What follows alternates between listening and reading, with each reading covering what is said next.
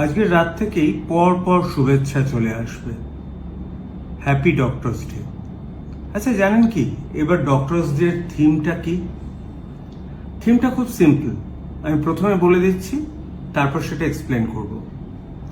Theme হচ্ছে behind the mask who heal the healers. তার মানে আমরা যারা ডাক্তাররা ইউজুয়ালি তো মুখোশ, অ্যাপ্রন এগুলো পরে যখন আমরা ওপিডি যখন ইনডোর দেখি বা কোনো ওটিতে যায় তখন মাস্কে থাকে।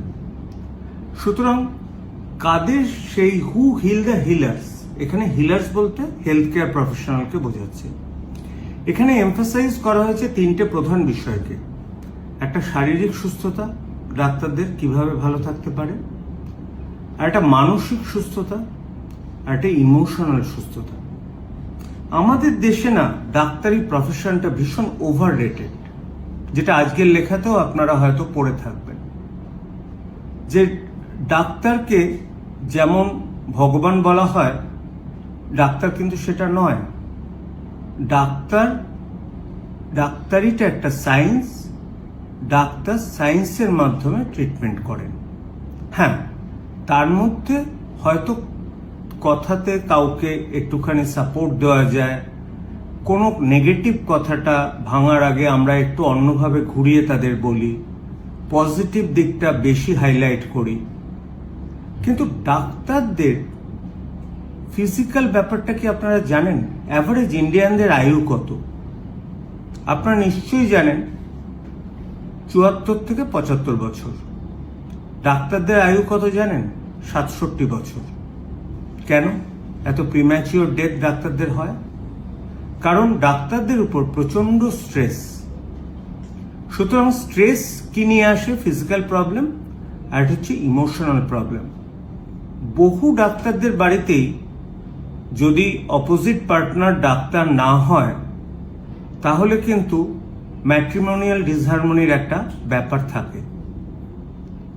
আর মেন্টাল স্ট্রেস, কোনো একজন পেশেন্ট ভালো হচ্ছে না, পেশেন্টের রিলেটিভে যা স্ট্রেস হয়, ডাক্তারের স্ট্রেস কিন্তু অনেক বেশি হয়। সেটা মাথায় রেখে, মাথা ঠান্ডা রেখে পরের পেশেন্টটা ভালো করে দেখতে হয়।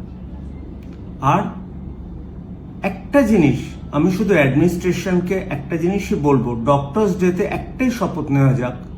আমরা ডক্টররা তো সবসময় শপথ নিই পেশেন্টের ভালোর জন্য আমরা কাজ করব।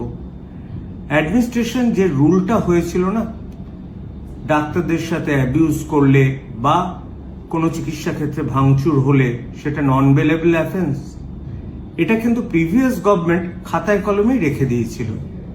সেটা কিন্তু ইমপ্লিমেন্টেড আমি একটা কেসেও দেখিনি। আশা করি এই গভর্নমেন্ট এটাকে ইমপ্লিমেন্ট করবে। কিছুই না, কিছুদিন আগে সাপে কাটা যে রুগী মারা গেলেন, তাতে সেখানকার যে লেডি ডক্টর ট্রিটমেন্টে করছিলেন তার কতটুকু দোষ? সেগুলো একবার দেখুন, তারপর তো খাপ পঞ্চায়েত বসাবেন। সুতরাং আমাদের একটাই হোক, ডাক্তার পেশেন্টের মধ্যে ভালো রিলেশনটা গড়ে উঠুক, ট্রাস্ট গড়ে উঠুক, উভয়কে ট্রাস্ট করুক। ট্রাস্ট না থাকলে না ওই হিল দ্য হিলার্স কথাটা লেখাতেই থাকবে। 1 জুলাইয়ের পর ডাক্তারদের উপর আবার সবাই ক্ষেপে বোম হয়ে মারমুখী হয়ে থাকবে। ভালো থাকুক, সবাই ভালো থাকুন। কাউকে যেন ডাক্তারের কাছে প্রিভেন্টিভ হেলথ চেক আপ ছাড়া না আসতে হয়, এই কামনায় করি। আজকের দিনটা শুভ কাটুক।